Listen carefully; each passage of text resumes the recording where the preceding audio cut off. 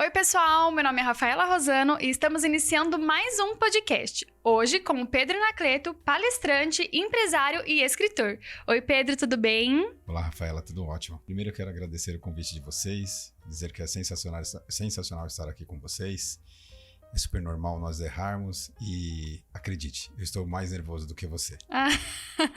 É que a gente fica um pouco nervoso nessas situações, né? Na frente até de um palestrante, a gente fica meio, né? Mas eu posso dizer para você que eu estou super feliz em estar aqui com vocês. Eu passei um bom período da minha vida lecionando para vocês, né? Ah, que bom. E hoje eu estou aprendendo com vocês aqui, estou super feliz e contente. Que bom. Pedro, eu vi que você publicou um livro, né? O Silêncio Grita. Você pode falar um pouquinho dele pra gente? Claro que sim. Sobre o livro Silêncio Grita, ele veio no momento onde todos queriam de fato gritar, falar, colocar as suas falas de todas as formas e até de forma impositiva, como se fosse a verdade absoluta. Sim. Esse período foi o período da pandemia.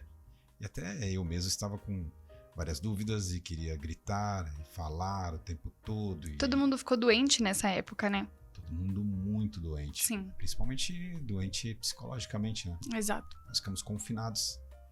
De uma forma ou de outra, nós acabamos ficando presos, né? Sim. Então, hoje eu fico até imaginando como que é a vida de um detento. Sim, as pessoas geraram muita ansiedade, depressão, gente que nem sabia o que era, né? Começaram a ter isso pra elas, né? E, nossa, quando eu digo doente, além do Covid, que matou muita gente, deixou muita gente doente psicologicamente, né? Sim, com toda certeza. E Sim. a doença da fala, ela foi uma doença gravíssima porque pessoas perderam amigos. E enquanto Familiares. já estavam perdendo pela Covid, perderam amigos, perderam familiares, tanto pela Covid quanto pela fala. Sim. E ninguém se ouvia, estava uma gritaria danada. E neste momento eu coloquei em prática uma das minhas vontades, que era de fato escrever um livro. Pensei nisso com 19 para 20 anos, sou um entusiasta da lei da atração e eu já tinha criado isso, só não sabia como que ia realizar. E aí o universo acabou trazendo para mim para que eu pudesse realizar. Eu escrevi o livro Silêncio Grita, é um livro que fala sobre o poder do silêncio, para que a gente possa resolver as coisas. E dentro do livro tem diversas frases aí, a gente pode falar um pouco mais disso mais adiante. Aproveitando então a deixa que você deu, conta um pouquinho da sua história pra gente. Que bacana. Olha que legal, né, Rafaela? A minha história tem até um pedaço dentro do livro, né? Então faz Sim. todo sentido aí começar pelo livro e a gente falar um pouco depois da história do Pedro. Mesmo que o livro tenha vindo depois. Mas falar sobre Pedro, né? Pedro é um cara que começou a trabalhar muito cedo, com 11 anos de idade. Então a vivência trouxe diversas experiências para mim. Nossa, muito jovem, né? Muito jovem. 11 anos, mas já podia nessa época? Não, nunca pude trabalhar registrado com 11. Existia uma época, ainda na época que eu trabalhava, que com 13 anos já podia fazer o registro em carteira. Sim, de jovem aprendiz, né? Eu não era jovem aprendiz à época, mas já podia registrar a carteira. Mas eu fui registrado exatamente com 14. É que meu primeiro trabalho foi numa fábrica de papelão. Nossa! Eu tinha que dobrar o papelão, né? E no final do dia, eles davam até um copo de leite lá, porque era um lugar bem... tinha algumas insalubridades, vamos dizer assim. Sim. Então um ônibus passava, pegava a gente, e crianças também, né? Eu era uma criança com 11 anos. E aí dobrava papelão nessa fábrica. A gente ficava um período e depois voltava, ia pro colégio e tal, vida normal. Sim. E depois eu fui para uma avicultura com 12 anos. E aí, de 13 para 14 anos, foi quando eu entrei na Sabesp. Nossa, você trabalhou na Sabesp. O que você fazia lá? Eu era, na época, chamava mensageiro interno. Olha que legal. Olha, então o fulaninho falava, olha, preciso dessa água. É Sabesp é água? Eu preciso dessa água. Aí você ia lá, corria, olha, ele precisa dessa água. Mais ou menos isso, né? Porque o mensageiro, na verdade, era o office boy. Né? Sim. Era o office boy da época. Então tinha o interno e o externo. Eu era interno. E daí, graças a Deus que eu era interno, que eu tinha um medo danado de sair na rua, você acredita? Por mais que eu era um menino rueiro, em casa, no dia a dia, né? Na brincadeira, adorava jogar futebol na rua, empinar pipa, carrinho de rolemã, essas coisas. Tive uma infância muito divertida, embora muito difícil, porque nós éramos de uma família de 7 irmãos. Sim. E aí morávamos em um cômodo. Nossa, gente. É muita... E é todos com a idade muito parecida. Eram, tipo, as idades eram... Era uma escadinha. Então, tipo, tinha 2 mais anos, velho. 3 anos, 4 anos. Acho que o que tem mais diferença tem 5 anos, talvez. 5, 6 anos de diferença, talvez. Você é o mais jovem. Eu sou do meio. Você é o do meio. Ainda tem Entre 2. 7, você é o do meio. Eu sou do meio. E ainda tem mais 3 em cima e 3 embaixo. Tem mais 3, exatamente isso aí. Ah. Na verdade, eu só tenho um pouquinho menos, assim. Eu sou exatamente do meio, então eu sou o terceiro de baixo pra cima. Sim. Ah, legal. E aí depois acabei trabalhando essa VESP dessa forma, então tinha como função levar documentos, tirar xerox, eram coisas que hoje, na verdade, para o jovem aprendiz, eu acho que é muito pouco. Sim. É muito pouco. Então hoje, como empresário, a minha empresa ela preza justamente para que o jovem aprendiz aprenda. Sim. E lá dentro a gente faz um trabalho muito, muito bacana com eles. E é isso que eu acho que, mesmo que seja mensageiro, hoje já não tem tanto essa função, né? Ele já entra como aprendiz, depois eu acho que estagiário, se eu não me engano. Sim, o aprendiz vem antes, né? Mesmo porque começa aos 14 o aprendiz, né? E o estagiário só a partir dos 16. Então acredito que vai do jovem aprendiz, fez 16, vira estagiário e aí depois CLT. Acho que é assim, mais ou menos. Perfeito, né? Perfeito. Deve ser exatamente nesse Sim. formato, né? O administrativo quem cuida é uma outra pessoa, mas acredito que seja exatamente isso, porque eu sei que tem o estagiário, tem o aprendiz também lá, Sim. e a gente prima muito pelo aprendizado mesmo, tem que aprender e voar. E vocês têm uma ânsia de aprendizado muito grande. Os jovens têm muita. A gente até falou no podcast anterior que é uma sede de aprender, então eles acabam trabalhando mais e às vezes ensina também, né? Aprende e ensina, isso que é muito bom. E a gente até comentou, que eu fiz um podcast com o Vitinho, e a gente comentou sobre as mídias sociais. Contratar um estagiário muito jovem para as mídias sociais é a maior jogada que tem hoje em dia, porque é quem tá inserido ali dentro, né? Então é quem sabe tudo que tá ali na alta, tudo que o pessoal quer saber, tudo que tá... É muito bom pro nome da empresa também, né? Sim, sim. E a velocidade da internet hoje acompanha o jovem. Sim. Né? O jovem é isso. Raciocínio muito rápido, às vezes não tão lógico, mas muito rápido. E isso é muito importante. E se souber utilizar como essa peça nossa, a empresa voa. Ah, que bom. E Pedro, como você chegou onde você tá hoje? Empresário? Como você chegou nesse patamar, assim, de... Porque muita gente idolatra, né? Eu mesmo idolatro empresários. É muito bom, né? E aí eu queria saber um pouquinho pra você contar pra gente. Existe um caminho, né? Tudo na vida tem um caminho. E é muito importante que os jovens queiram aprender, queiram trilhar esse caminho. Ao Sim. contrário, ficam no meio do caminho. Sim.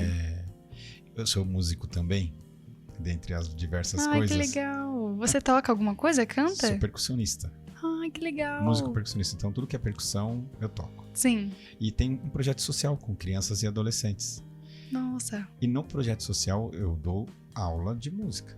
Sim. Percussão para eles. E lá, eu falo muito para eles. Tudo ao seu tempo. Então, como tem um chocalho lá, que é o ganzá, que eles chamam de ganzá, eu falo que ele faz o barulho do trem. Então, tic, tic, tic, tic, tic. Não sei se vai sair esse chique aí, mas é tic, tic, tic, sabe? Sim. E se você acelera demais isto, você descarrilha. E aí, para colocar o trem de novo nos trilhos, pode dar um baita trabalho. Sim. Esses dias tive uma experiência com um jovem que começou a trabalhar com o pai. O pai pagava um salário para ele e ele queria mais. Aí ele brigou com o pai dele e foi para frente. Foi para uma outra empresa, muito jovem. Foi para uma empresa e ele passou a trabalhar mais e ganhar menos. Então, às vezes você pula uma etapa e a etapa do aprendizado é super importante. Exatamente. Mesmo que o estágio é a prova disso, né? Você tá onde você deve estar. Sim. Então você ainda tá aprendendo, você tá ganhando para aprender, porque você tá praticando aquilo que você tá estudando. E normalmente os jovens, lógico, com menos experiência, sabem menos do que aquele que tá empregando. Então, como ainda tá aprendendo, é todo um processo para ele chegar ali naquele patamar de ganhar o salário que ele quer, né? Toda essa questão. Exatamente. Então teve todo um caminho que eu acabei trilhando.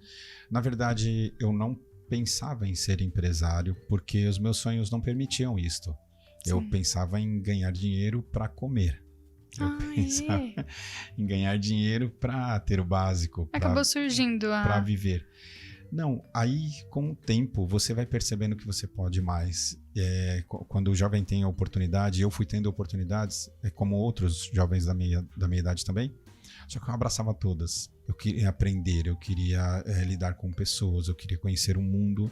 E aí começou a despertar isso em mim. Eu falei, peraí, eu posso ser agora eu posso ser um coordenador, eu posso ser um gerente, eu posso ser um diretor. Então, quando eu entrei numa empresa do ramo de saúde, com 16 anos, eu me apaixonei por essa empresa, fiz carreira dentro da empresa, entrei como office boy ainda e saí de lá como diretor do maior grupo da empresa, diretor comercial do maior grupo da empresa. Nossa, olha como tudo é processo, né? É, processo. Ah, que bacana. E foi nessa época que você sentiu que você podia palestrar, sentiu vontade de aprender sobre a inteligência emocional? Sim, também. A inteligência emocional veio um pouquinho mais adiante, porque antes delas vieram outras palestras. Uhum. Então eu fazia palestras de implantação de plano de saúde. Sim. Então eu dominava esse assunto. E aí eu fazia palestras, eu comecei fazendo para empresas pequenas, com 100 colaboradores, depois com 200, depois com 300, depois com 3.000 colaboradores. Nossa, que bacana. E aí eu me via falando do produto para 3.000 colaboradores e os caras aplaudindo, assim. Nossa, aí foi aí que você pensou, seria legal eu estudar um pouquinho sobre inteligência, até mesmo porque é muita pouca gente que conhece sobre esse assunto, né, que estuda sobre esse assunto, Sim. mas eu sei que muita gente, quando descobre sobre ele, se interessa, né? Sim, se interessa bastante. Eu ainda trilhei por outros temas ainda, daí segurança do trabalho, trabalho em equipe, liderança, empreendedorismo, e aí chegou um momento, foi justamente no momento do livro, em 2019 mais ou menos, eu falei, peraí, eu tenho que estudar mais sobre esse tema. E eu era recém-formado, eu tinha recém-formado em PNL, que é Programação Neurolinguística. Nossa, que legal. Você estuda o cérebro. Sim, é difícil, não é? Porque são vários estágios, né? Sim. E também eu estava meio que no meio de um turbilhão de coachings. Então existia um monte de gente sendo coaching e isso eu não queria misturar com isto. Porque você não queria virar um coaching? Não, porque seria uma moda e eu via algumas coisas que não me agradavam muito, respeito todos os coachings. Sim. Mas eu não queria isso porque eu acho que as pessoas precisam ter histórias e também vivência para poder ensinar. Sim. Ao contrário, não rola. E aí você tá há muito tempo sendo empresário. Aí eu já era empresário, faz 10 anos que eu sou empresário. Nossa, é muito tempo. 10 anos. E foi quando eu decidi, quando eu cheguei no ápice da minha empresa, da empresa que eu trabalhei do ramo de saúde, poxa, eu trilhei todos os caminhos dentro de uma grande empresa. Eu fiz uma transição para uma americana, para uma empresa americana, porque houve a compra, a aquisição dessa empresa do grupo, e eu fiz toda a transição junto com o CEO da empresa. Que legal! Isso para mim foi o máximo. E ali também chegou o máximo, então eu via que não tinha mais para onde ir dentro da empresa. Aí eu saí e construí uma consultoria no ramo de saúde e seguros que encontra uma solução que não tinha no mercado, que era justamente um pós-vendas muito efetivo, mas assim, com um grau de efetividade bem elevado. Sim. Que é muito mais que vender. Sim, o pós-venda é muito importante. Importantíssimo. A atenção que você dá pro cliente, né? A forma como você trata, como você fala, é muito mais importante do que na hora da venda, né? Sim. E nessa hora que a gente vê, vamos colocar eu como visão de cliente. Nessa hora que eu vejo, depois da venda, eu tô sendo tratada por essa empresa, por essa situação, né? O quanto você é importante para ele. Exatamente. Né? E o cliente sempre é muito importante para uma empresa, né? Tem sempre que lembrar dessa situação. Importantíssima, né? Sim. E o que te motivou a escrever o seu livro? Foi alguma pessoa, alguma situação? Então, como eu disse no começo, o poder da necessidade de fala. E o Silêncio Grita, ele dá algumas soluções sobre momentos que você precisa silenciar. Sim. O que é difícil, o que é diferente de calar a boca. Se eu falar pra você assim, se você ouvir essa frase de alguém, cala a boca, não cale. Não cale, porque calar a boca é opressão. Sim. Silenciar é aprendizado. Exato. Então, quando você silencia, você está prestando atenção, você está em busca de um aprendizado, ou no mínimo, aguardando o melhor momento para falar. Sim. A melhor fala, ela antecede o maior silêncio. Então, e dentro do livro fala muito sobre isso. É mais ou menos como, por exemplo, quando você está num estádio de futebol. Você gosta de futebol? Gosto. Gosta? Eu aprendi a gostar agora, não gostava muito, não. Torce para algum time específico? Corinthians. Aí, que maravilha. Temos algo em comum. É o melhor time, né? E ganhamos ontem de 4-0, né? Foi de 4-0 que ganhou? Ó, eu já tô perdida, né? Mas escutei na rádio. Eu estou um corintiano meia boca. Eu também não acompanho. Por isso que eu fiquei, é isso mesmo? Mas é porque eu escutei na rádio que tava ganhando de 4-0, né? Aí eu falei, ai, bom, que bom, né? Vamos imaginar que tenha sido de 1-0. Pra nós é goleada. Pra gente, qualquer vitória é vitória. Qualquer gol é vitória. É verdade. Então, o que acontece? Quando você está dentro de um estádio de futebol, não sei se você já teve a oportunidade de ir a um estádio de futebol. Nunca fui. Vai, é maravilhoso, é mágico. Emoção, né? E é libertador também. Sim. É libertador. E você dentro do estádio de futebol, vamos imaginar que tem um pênalti. Pênalti pro Corinthians. Ok. Vai lá, uns 40 minutos, 45 minutos do segundo tempo, vai um cara bater o pênalti pro Corinthians. O que antecede o grito de gol? Um silêncio. É isso aqui, ó. Eu até fiquei em silêncio, você viu? Mas é isso. Porque o pessoal tá naquela coisa, tipo, vai ou não vai, sabe? As emoções tomam conta do corpo, né? Não sai palavras, né? Nada. Sim. E o que sai depois do gol? A euforia, aquela coisa, aquela emoção. Exatamente isso. Sim. Então o silêncio, ele antecede aí a boas respostas, né? A comemorações, sim. E às vezes é preciso você silenciar. Você recuar um pouco a fala. Sim. O silêncio, ele antecede até as más respostas, né? Também. Às vezes não. Às vezes você, por impulso, responde com raiva, né? Você vai e responde na hora sem pensar. Mas na maioria das vezes, quando você precisa raciocinar o que tá acontecendo. Então você fica em silêncio. Você analisa o que tá acontecendo, ficou triste, tá em silêncio, e depois você fala. Ficou sempre analisando. O silêncio antecede tudo, né? Tudo. E aí eu fui estudar sobre o silêncio. Sim. Aí o silêncio é bíblico. Dentro da Bíblia fala sobre silêncio. Gandhi já falou sobre silêncio. Madre Teresa de Calcutá fala sobre o silêncio. Monges os mais renomados que você pode imaginar, e utilizam o silêncio como aprendizado. E aí eu falei que eu falo no livro sobre o poder do silêncio para o sucesso. E aí o sucesso é relativo. Você quer ter sucesso onde? No relacionamento com o seu namorado, com a sua namorada, com seus pais, no trabalho. Você quer ter sucesso onde? Então pega exatamente onde você quer ter esse sucesso e aplica o silêncio de alguma forma. Sim. Nossa. Eu fiquei em silêncio com essa situação. É porque, na verdade, o sucesso ele é muito amplo, né? Então, eu nem pensava nisso, na verdade. Você acabou de falar e eu acabei de pensar nessa situação. Que o sucesso, ele não é só na sua carreira, na sua profissão. O sucesso é com você mesmo. Eu me tornei o que eu queria. Foi o meu sucesso. Com o seu relacionamento chegou, bateu, sabe? Você chegou onde você queria no seu relacionamento, com a sua família, né? Então é muito... É muito amplo. É muito amplo mesmo. É muito... E muito particular. Sim. Não é? Cada um tem o seu, né? Porque quando você relativa o seu sucesso ao próximo, você tende ao fracasso, à decepção. Sim.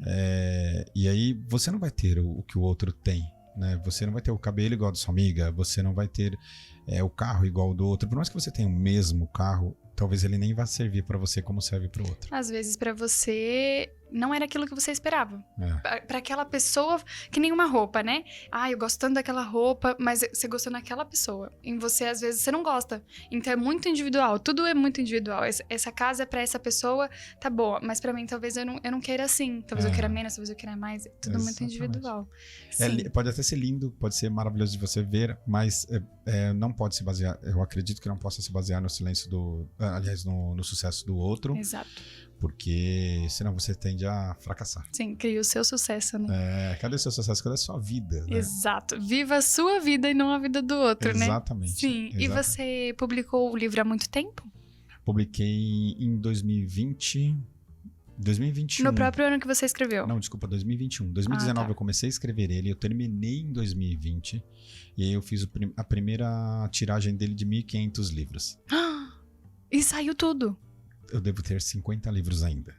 Só isso? É. Então fez um sucesso, é muito bom. E pasme, mão e mão. Eu não vendi em lugar nenhum. Eu não coloquei em plataforma alguma. Não acredito. Eu vendi em palestras, algumas palestras que eu fui. Claro que amigos, alguns familiares, mas mão a mão.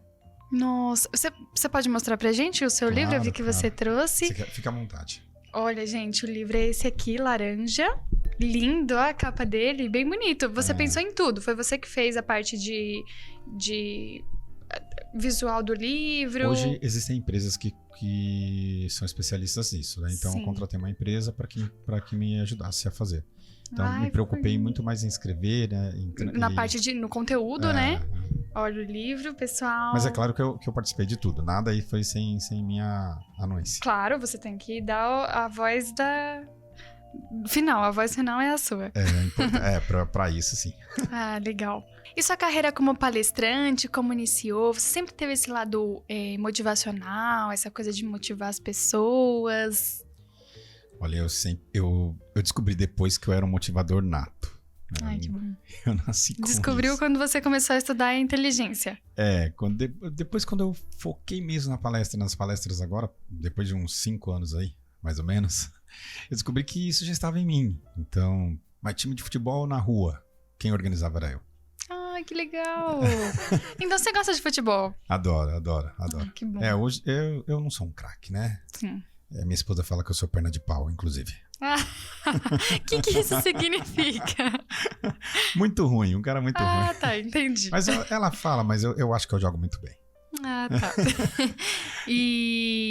Mas então você sempre foi de motivar as pessoas, de bora lá, galera. De organizar. Eu sempre gostei de desafios, de pegar, por exemplo, equipes em que ninguém acreditava e fazer aquela equipe ser campeã. Sim. E isso aconteceu.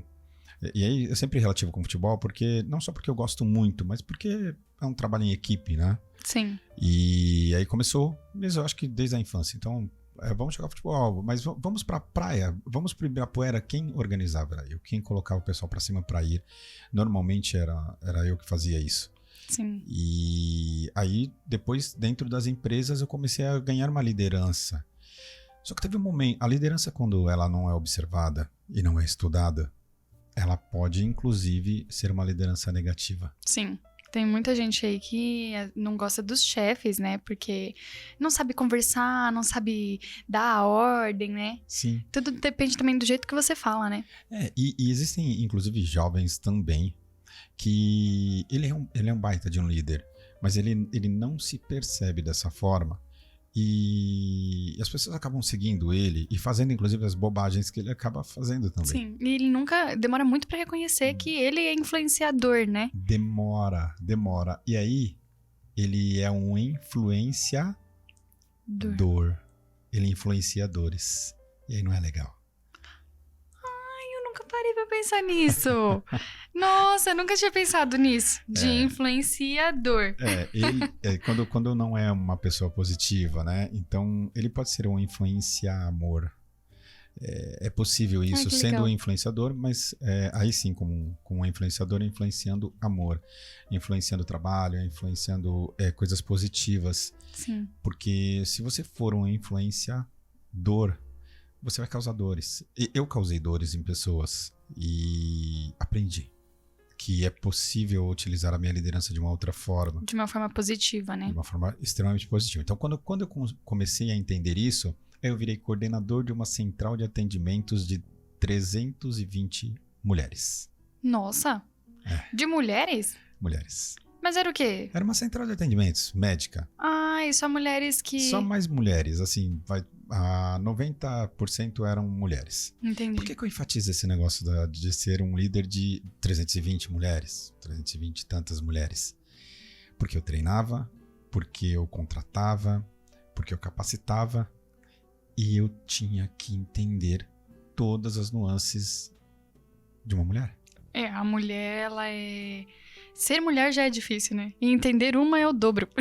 É bem difícil. O ser humano já não é muito fácil de ser entendido, Não. né? E também foi um baita aprendizado para mim no momento da vida. E isso também colaborou para hoje, por exemplo, para eu poder fazer minhas palestras hoje. Sim, Porque que bom. Eu percebo o meu público. Sim, você vai reconhecer. Mas hoje você reconhece pelo rosto, pela... Aí você usa algumas coisas, algumas técnicas que podem te facilitar o entendimento disso. Eu vou falar um pouco na linguagem de vocês. Tá. Tem uma parada. Ficou legal, ficou legal. O que é a parada? Tem uma parada aí que é o seguinte, chama-se rapport. Cria-se rapport. O quê? Rapport significa criar identidade. Então você percebe, por exemplo, você está aí neste momento com a mão aqui assim. E você balança a cabeça quando eu falo. Sim. E se eu fizer balançar a cabeça como você está balançando, você vai se identificar mais comigo. Se você cruzar as mãos como eu estou cruzando, se eu cruzar as mãos como você está cruzando, você vai se identificar mais comigo. E aí eu começo a te seguir. Você começa a seguir, não só seguir. Você se abre a entender. Que legal. Não sabia, não conhecia essa... Você fala rapport, se escreve rapport, mas se fala rapport. Criar rapport é de fato você se identificar com o próximo para facilitar a comunicação. É uma técnica de comunicação. Então você passa basicamente imitar, vamos dizer assim, imitar os movimentos Sim. dele para ele passar a te entender como você quer ser entendido. Para facilitar a comunicação. Agora, tomar muito cuidado, porque tem que ser movimentos discretos. Para ele não perceber Pra que ele isso não tá perceber. acontecendo. Isso. Que legal. Tem que Você ser. fez isso comigo hoje? Algumas vezes. E eu não percebi! Ai, que legal! Nossa, é bacana, né? Nossa. Jovem, eu falo que se eu tivesse aprendido tudo que eu sei hoje, eu seria milionário, talvez muito cedo. Meu, faz a gente ser milionário aqui também. E pro pessoal que tá assistindo a gente aqui mesmo. Eu ainda não sou, né? Eu tô tentando ser também, mas, tá. mas é possível ser. Sim. É possível ser milionário. Quando eu digo milionário, eu quero dizer assim: você se dar melhor na vida. Você consegue se dar bem na vida quando você aprende mais rápido, quando você absorve aquilo que você aprende. Tinha uma líder minha, uma diretora de onde eu trabalhei, que ela falava que se você pode ser um catador de latas ou um especialista em catar latas. Um catador de latas, ele sai pela rua em busca de latas. Ele não planeja, ele não sabe onde tem lata, ele não sabe se vai chover, ele não sabe se tem um evento e se alguém jogou muitas latas fora. Quando ele consegue pegar essas latas, ele não consegue destinar ela com o melhor custo. Então ele amassa e vende de qualquer forma. Um especialista em catar latas, ele faz relacionamento com as pessoas e ele consegue fazer com que bares guardem latas para ele. Então ele entrega um saco, a pessoa guarda a lata e ele passa lá e já está inclusive ensacada. Nossa. Ele traça o lugar por onde ele vai passar, que tiveram eventos. E ali ele sabe que ali terão mais latas para ele pegar. Ele sabe que aquela lata não vale somente amassada. Ele sabe que o lacre vale um valor. Ele sabe que a lata limpa vale outro valor. E que a lata, inclusive, hoje em dia pode fazer alguns artesanatos. Então, se ele for especialista, ele vai se dar muito melhor do que ser um catador de latas. Sim, eu acho que a sabedoria é a maior riqueza que a gente tem. O maior segredo, acho que pra você ser milionário, a gente descobriu. É a sabedoria. Você entender o ser humano já é a maior riqueza que você tem. Que eu até tava vendo um tempo atrás, o pessoal sempre fala, estudem inteligência emocional. Estudem a linguagem corporal. Tudo isso faz você ser uma pessoa muito diferente. Exato. As pessoas te veem diferente e você vê as pessoas diferente. Isso é muito bom. Exato. Você teve a oportunidade de assistir uma palestra minha? Sim.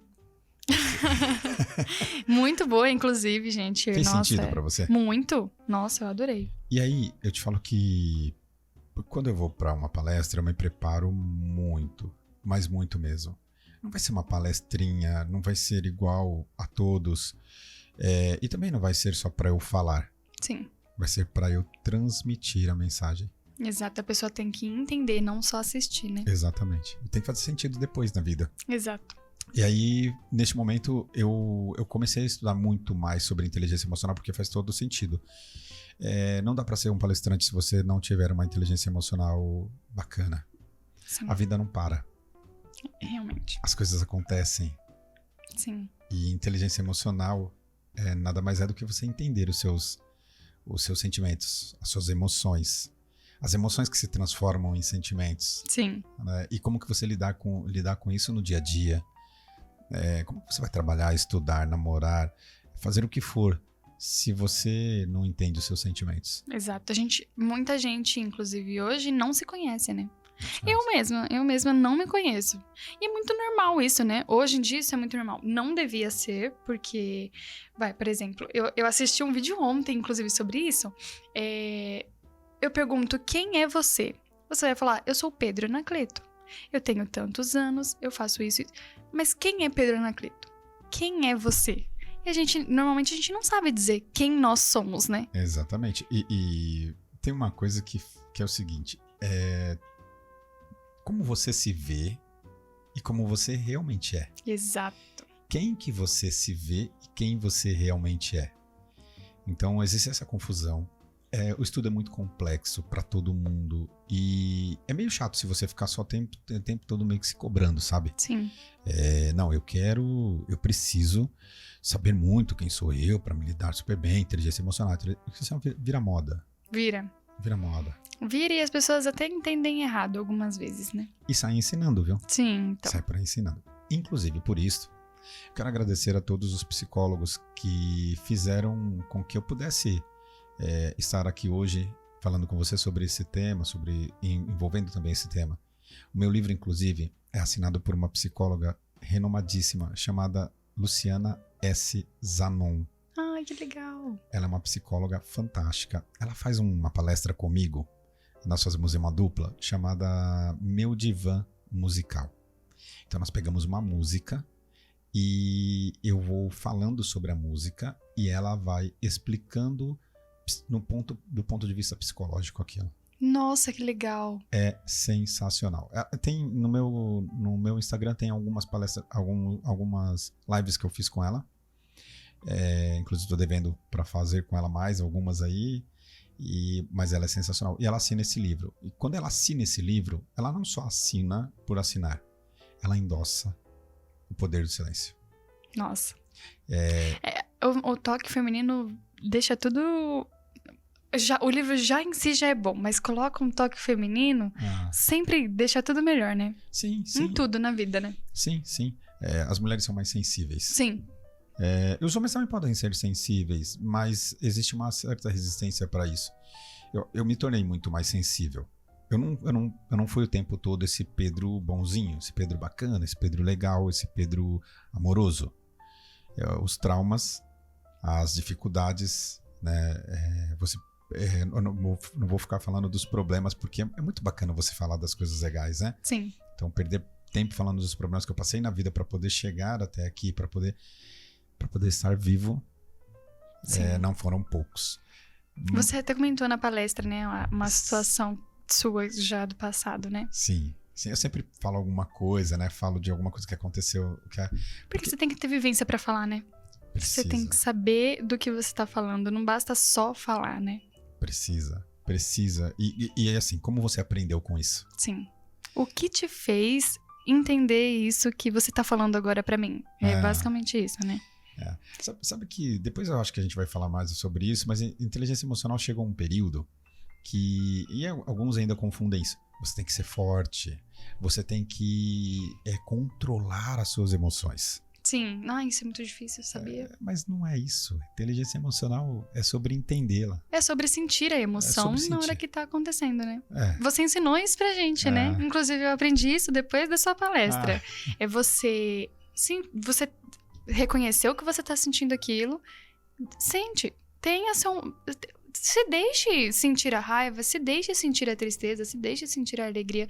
Tenha seu tempo. São suas emoções, não tenta ficar controlando, né? Sim. É basicamente isso. Tá vendo como eu aprendi? Tô muito feliz, tá vendo? Quando a gente fala e é absorvido. Essa mesma mulher que falou sobre o catador de latas, eu falei sobre ser especialista. Sim. E é muito importante. ela falava também sobre essa questão de aprender ou apreender. São coisas diferentes. Quando você só aprende, você aprende e não absorve. Sim. E apreender significa que você aprende, absorveu e pratica. Ai, que legal. E Pedro, você tem alguma meta profissional, até pessoal, assim, que você ainda deseja cumprir, ainda deseja realizar? Olha, a primeira meta aliás, a minha meta fundamental é tempo de vida. Nossa, que é o mais difícil de todos, né? Meu Deus. Eu quero viver até 100 anos. Nossa. Mas eu quero viver bem até 100 anos. Se for pra ter problemas de saúde, essas coisas, eu acho que eu não quero, não. Não, quando é mais difícil, não. Se eu puder escolher, eu quero viver até 100 anos. Ok, essa é uma meta. Eu digo que se você não sabe até quando você quer viver, você não consegue traçar as outras metas. E eu fiz essa pergunta pra minha mãe, que está com câncer. Ah, sinto muito.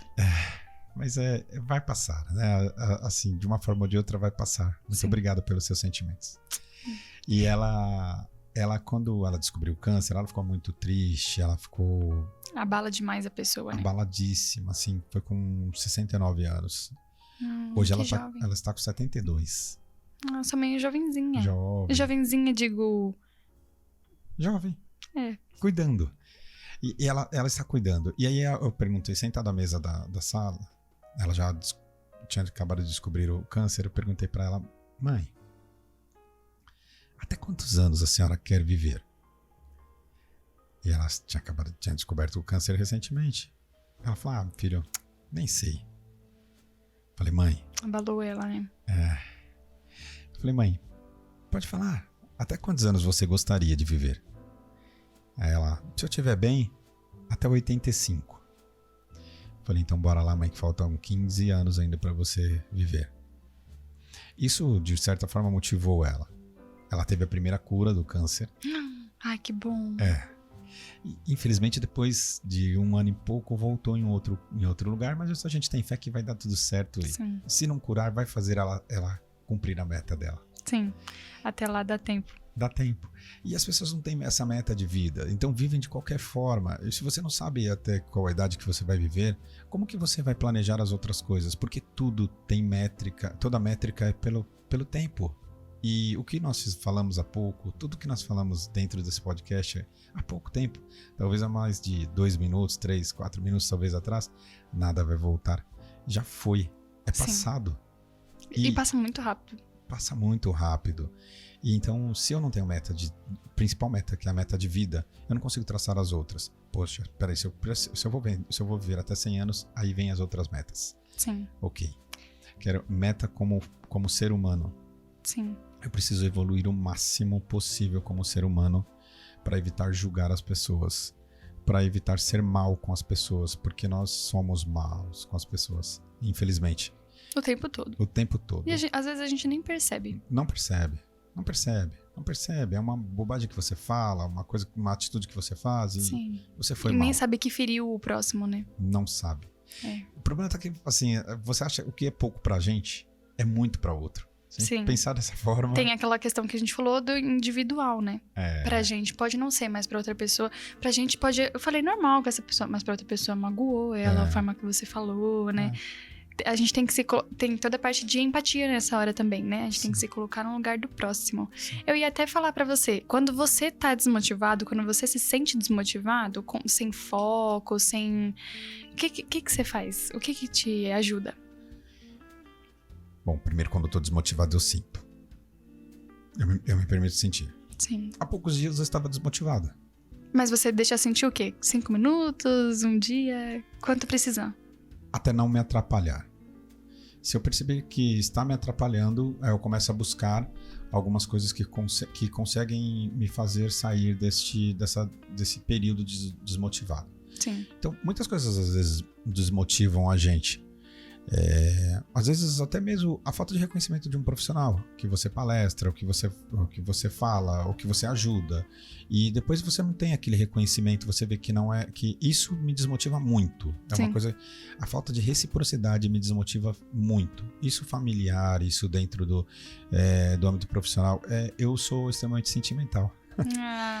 E aí me desmotiva um pouco, mas A gente fica chateado quando a gente doa e a gente não recebe. fica. É porque isso ainda é uma coisa muito... É muito humano.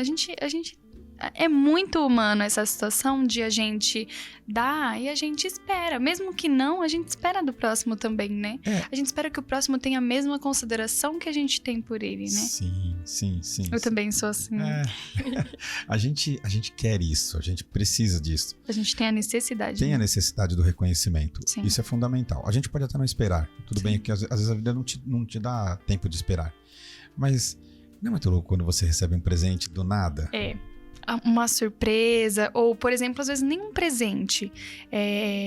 Você encontra a pessoa e ela te deu uma flor, porque pode ser do chão, que ela falou, essa flor, eu acho que essa pessoa vai gostar, eu lembrei dessa pessoa quando eu vi, já é gostoso. É. Ser lembrado é gostoso. Né? É demais. E isso me cativa demais, mas também me desmotiva. E aí eu busco forças em coisas que eu gosto de fazer, que é a gente precisa enganar o cérebro às vezes. Sim, ele é o nosso maior inimigo, né? Ele é. Nossa. Ele é preguiçoso. Ele não quer ter esforço. Outro dia eu estava lendo sobre três órgãos fundamentais no nosso corpo, que é o pulmão, o coração e o cérebro. Sim. E esses 3 órgãos, eles são meio que camaradas, vamos dizer assim. Eles são amiguinhos. No popular, assim, eles são parça. Sim. O que acontece com eles? Eles meio que se comunicam de forma tipo, pra que gastar energia com isso? Então, fundamentalmente, eles trabalham para eles economizarem energia para sobrevivência. Então eles trabalham juntos. Trabalham juntos. É meio que em conjunto. E aí acontece essa coisa do cérebro não querer. Pra que eu vou gastar energia em aprender, em ler? Pra que eu vou gastar energia com isso? Por que eu vou gastar energia com aquilo? Então, eu preciso, como um bom estudante de PNL, Programação Neurolinguística, eu preciso enganar meu cérebro. Eu preciso dominar a ponto de não deixar ele estragar tudo que eu construí até agora. Como a gente faz isso de enganar? A gente precisa focar em coisas que nós gostamos. Procure coisas que você gosta. Por exemplo, eu gosto de música. Então, por mais que você esteja dentro do seu momento de trabalho, procure coisas que você gosta. Quando alguma coisa que você não gosta estiver te puxando para baixo, não precisa ser alguma coisa profissional. Não precisa ser um trabalho. Se você gosta de pisar no chão, na grama, vá. Encontre um momento e vá. Ganhe um pouco de força para fazer isso, o mínimo de força que você conseguir, e ali você vai levar o seu cérebro a um outro prazer. Sim. Que não é o prazer de não fazer nada. É devolver aquela alegria que a gente tinha perdido, né? Exatamente. E aí você sorri, aí você volta com outro gás. Um outro sentimento, né? Um outro sentimento, que não é o sentimento de desistir, de largar tudo, de não querer falar com ninguém. Um sentimento de... Pode ser que dê certo. Já muda, nem que seja minimamente. Pode ser que isso deu certo, sim, né? Vamos tentar. Exato. É mais ou menos isso. Eu vou aproveitar, então, que a gente já tá falando disso. Qual que é o maior desafio na sua profissão? Você sabe como que resolve ele? Você tem uma solução? A gente podia ter solução pra tudo, né? Ia ser tão gostoso, né? Ia ser bom demais. Aperta o botão da solução. Peraí, vai ficar tudo bem já. Ou é tudo bem todo dia, né? As pessoas olham pra mim, eu sou um baita entusiasta da motivação. Se você entrar nas minhas redes sociais, você vai ver que eu sou um cara super pra cima, dou risada e brinco, e adoro criança, adoro movimento, tudo. E quem vê o Pedro palestrante, ou vê o Pedro dia a dia, assim, não vê o Pedro no particular. Exato. As redes sociais são muito superficiais, né? A gente mostra o que a gente quer mostrar. Elas são rasas, né? Elas acabam sendo rasas. Ou não, ou você mostra o que você está trabalhando. Sim. Não tem como dar uma palestra e estar triste. Sim. Não tem como vir aqui com você e colocar a pessoa pra... Não, eu tenho que tentar ser... Sim, mesmo que esteja mal, tem que ir lá pra cima, né? Trabalhando. A gente está trabalhando e precisa. Não tem, Exato. a vida segue, né? Sim. Então, o maior desafio, você perguntou, né? Isso. O maior desafio, de fato, da profissão é você se manter em alta. É você se manter em alta o tempo todo. Porque é uma profissão desafiadora no sentido de você. Se você, como eu disse e digo sempre, todas as minhas palestras, elas são motivacionais. Não é que, o Pedro faz uma palestra legal, divertida e é legal. Não. Se eu vou falar de segurança do trabalho, eu preciso motivar ele a não se acidentar. Sim. Cada ramo tem um assunto diferente, mesmo que dentro desse nicho, né? Sim, então todas elas são motivacionais. Sim. Seja trabalhar em equipe, seja tudo. Eu preciso motivá-los a fazer algo. Sim. Ok, então eu preciso estar motivado. Sim. Eu preciso estar em alta.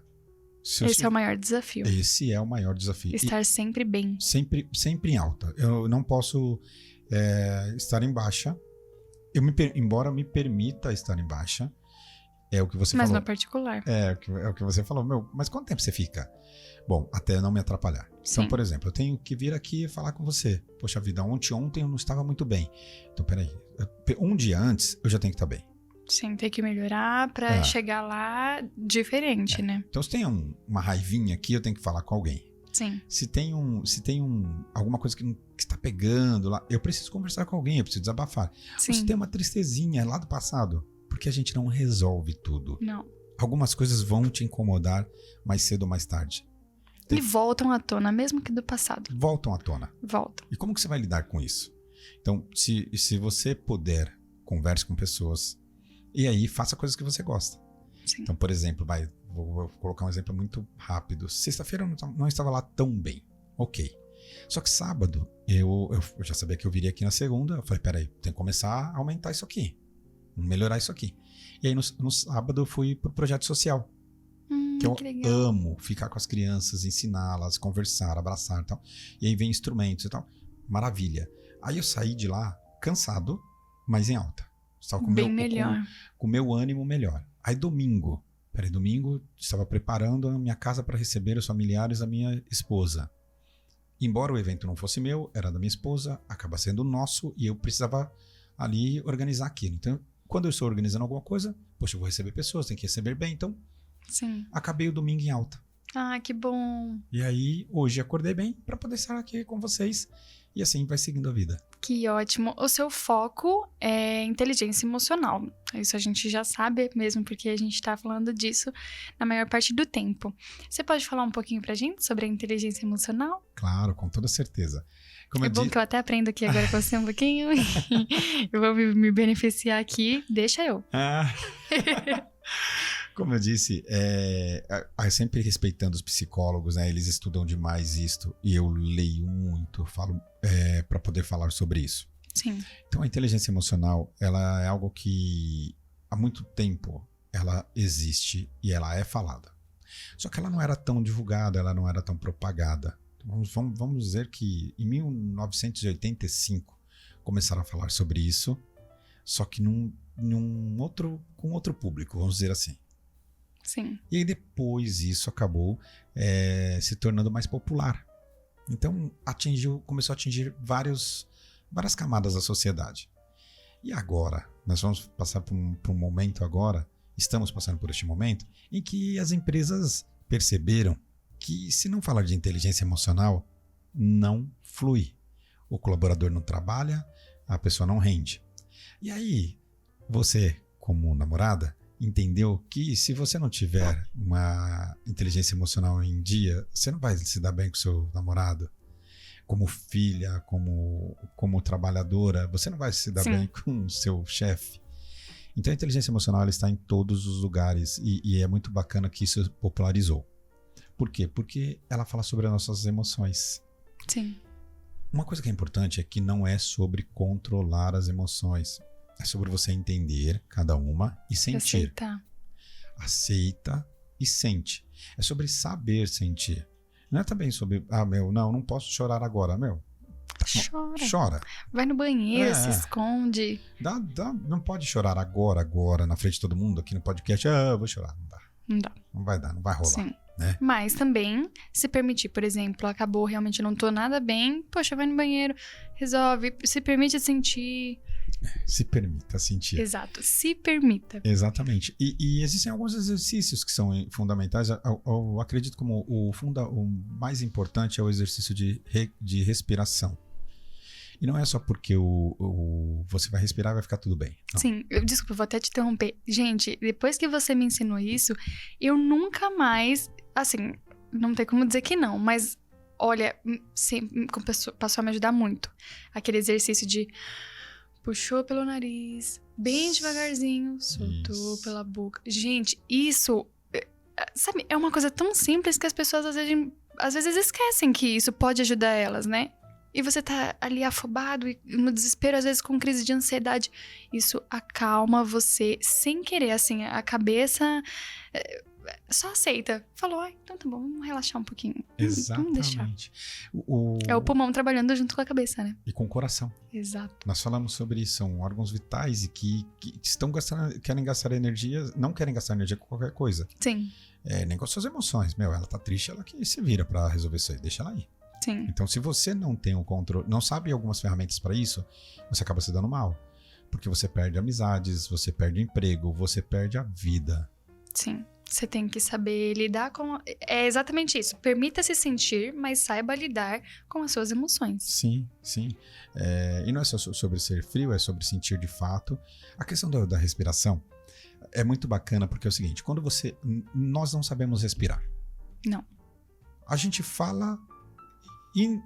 assim, sem parar, sem pausar, né? Tanto que tem hora que a gente puxa. Eu mesma falo muito rápido, nem percebo. Olha eu aqui agora. Mas tem hora que Aí eu falo, meu Deus, tô falando muito rápido. Aí daí eu dou uma pausinha. Mas é o nosso dia a dia. Sim. E pra comer? Come rápido. Nossa. Não respira. Sim. A gente não respira. Nem sente o gosto da comida. Não sente. E a gente caminhando. Então a gente caminha falando. A gente come falando. Sim. E aí? E respirar? E pensar no que nós precisamos fazer para sair de uma situação difícil. Exato. Qual é o momento que se faz isso? Não se faz. Então, a principal dica da emoção, da inteligência emocional é respirar. Então, praticar o exercício de respiração. Puxa o ar pelo nariz. De preferência, feche os olhos. Procure um lugar que você consiga fazer isso. E olha, para quem vai ouvir a gente, e para quem está ouvindo a gente agora, a dica é a seguinte. Quando você fechar os olhos e você pratica isto, esse exercício de respiração, de você puxar profundamente o ar pelo nariz e soltar pela boca, ele te transporta para outro lugar. Parece que tudo ao seu redor fica em silêncio. Você fez. Sim. É como se você estivesse sozinho, onde a sua cabeça trabalha para você estar, né? Exatamente, exatamente. Nesse momento você consegue também começar a colocar as emoções em ordem. Peraí, onde eu estou? Estou trabalhando. Eu posso sentir a raiva a ponto de querer quebrar tudo e ir embora? Não. Sim. Ok. Aí você começa a refletir, o que causou em mim essa raiva? Será que foi alguma coisa que o meu chefe falou? Foi o estopim? Mas ele falou agora, ou ele já vem falando há um tempo, e o que ele falou agora só foi uma soma. Então, peraí, deixa eu resolver com o meu chefe. Chefe, vem aqui, a gente pode conversar agora? Porque se você toma a atitude do momento da raiva, você vai falar com ele de qualquer forma e você não vai utilizar essa emoção de uma forma positiva. Sim. E é possível utilizar as emoções negativas de forma positiva. Então você teve a raiva, respirou, compreendeu, ok, transformou ela em razão e aí chamou para uma conversa. Ah, legal. E aí você resolve. Isso funciona em todo aspecto, em todos os cantos da vida, na verdade. Sim, isso é muito legal. Também é um dos assuntos que você fala bastante nas palestras que você faz, né?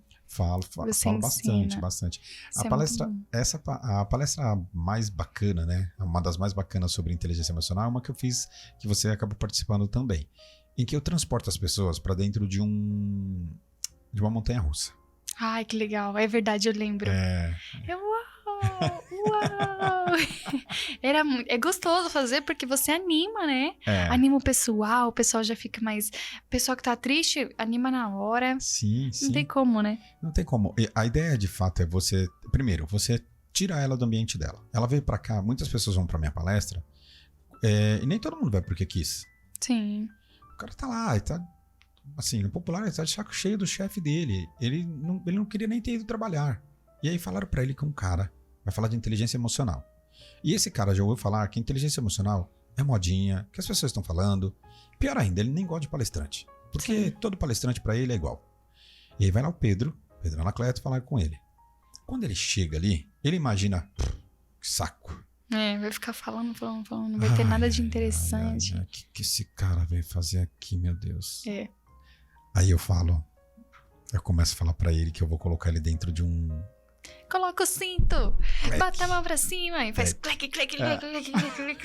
Ele lembra, aí vai pro lado, pro outro, Eu lembro exatamente como é que era. Não pode esquecer do cinto de segurança. Porque isso tem muito a ver com a vida, né? Totalmente. Então, transportar ele pra dentro dessa montanha-russa é falar das emoções que a gente sente no dia a dia. Sim. A raiva, a angústia, o medo, o amor, a alegria, a ansiedade, a tristeza, o arrependimento, Sim. a repulsa. Então são diversos os sentimentos as emoções que nós temos. Em um dia só. Às vezes essa montanha-russa não é a vida, é um dia só. A gente sente muitas emoções em um dia só, né? Olha, montanha-russa de Paulista, do paulistano aqui, chama-se metrô. Linha azul. Linha vermelha também. Gente, a linha vermelha é terrível, né? Ah, meu Deus. Essa é a montanha-russa. Ele entra lá, tá cheio, daqui a pouco tá vazio, aí para, aí vai atrasar. Olha, aquele, como eu digo, é aquele pererê. É verdade. Quanta coisa legal a gente falou aqui hoje, né, Pedro? Eu queria pedir pra você, se você tem algum conselho pra falar pras pessoas que estão assistindo a gente. Olha, antes de mais nada, eu vou te confessar uma coisa. Você perguntou pra mim quais eram os meus objetivos. Sim. Embora eu não tenha falado todos, eu falei um que é o principal e daí tem todos os outros. Eu quero sim ser reconhecido como o melhor palestrante, talvez não como melhor, mas como um grande palestrante. Eu também quero que a minha empresa seja a maior empresa de seguros de saúde da região do ABC. E eu quero sempre que minhas filhas me vejam como o melhor pai do mundo. Ah, que legal. Esses são alguns dos objetivos. Agora, eu tenho que te confessar uma coisa, como eu te disse. Eu tinha um grande objetivo na minha vida, que era escrever um livro e apresentar para o Jô Soares. E agora? Eu estava trilhando isto, estava muito próximo disso acontecer. Infelizmente ele faleceu. Sim. Mas eu tenho certeza que hoje aqui eu estou realizando meu sonho. Ah, que legal ouvir isso. Fico muito feliz. Você será uma grande apresentadora, uma grande pessoa da comunicação, pela sua vontade, pelo tanto que você estuda. E se eu posso deixar algum conselho para as pessoas, que as pessoas sejam boas, que as pessoas sejam amáveis e que, se tiver algum sonho, que elas estudem muito e que não tentem ser parecido com alguém. Não, sejam o seu melhor. Seja você. Seja simplesmente você. Eu nunca quero parecer com ninguém, embora eu conheça diversos palestrantes maravilhosos, escritores espetaculares. Eu admiro muitos deles. Sim.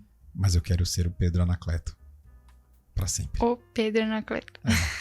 Ah, que legal. Que bom. Então a gente vai finalizar. Pedro, você quer falar mais alguma coisa pro pessoal? Tem esse barulhinho aí, será? Será que depois vai... Ele pode colocar. Ele vai colocar lá a produção. Ele vai colocar pra gente. Ai, que bacana. Mas infelizmente a gente tem que acabar. A gente pode até marcar uma outra, se você quiser, que eu adorei conversar com você. Eu acho que o pessoal também vai adorar assistir. E, pessoal, sigam ele nas redes sociais, aproveita, nossa produção vai deixar aqui pra vocês as redes sociais do Pedro e agendem uma palestra com ele. Com certeza, eu que tive a experiência, sei que vale a pena, vocês vão gostar muito. E comprem o livro dele aqui também. Eu tô muito curiosa pra conhecer. Também tô muito curiosa pra ler. Você não tem esse livro na internet? Não, só pessoalmente. Agora é minha vez de colocar o barulhinho. A gente também queria ler na internet. Não tem pessoalmente, até porque é uma oportunidade de conversar com as pessoas. Sim. Eu não quero meu livro na prateleira de ninguém. Eu quero que ele... na cabeceira das pessoas. Mas é tão gostoso também pra você ler um livro, você pegar ele na mão, né? Aquela sensação o cheirinho do livro. Nossa, é uma delícia. As pessoas perguntam assim, você não, deixa lá na internet que eu leio. Na verdade, eu acredito que não leio. A rotina às vezes impede. Agora rotina, quando tá na mão impede. fica mais fácil, eu acho. Fica, na cara fica. Mas então é isso, pessoal. Pedro, agradeço pela sua presença. Ficamos muito felizes de você ter aceitado o nosso convite. Queremos te ver mais aqui. Estarei aqui toda vez que for chamado. Que bom, pessoal. Um beijo e até o próximo vídeo. Valeu, até a próxima. Fiquem com Deus.